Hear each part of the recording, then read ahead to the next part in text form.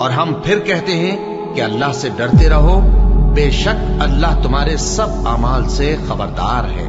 اور ان لوگوں جیسے نہ ہو جانا جنہوں نے اللہ کو بھلا دیا تو اللہ نے انہیں ایسا کر دیا کہ وہ خود اپنے آپ کو بھول گئے۔ یہی لوگ ہیں نافرمان۔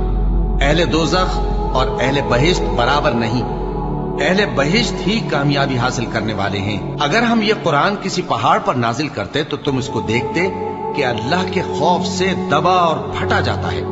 اور یہ مثالیں ہم لوگوں کے لیے بیان کرتے ہیں تاکہ وہ غور کریں۔ وہی اللہ ہے جس کے سوا کوئی معبود نہیں، پوشیدہ اور ظاہر کا جاننے والا، وہ بڑا مہربان ہے، نہایت رحم والا ہے۔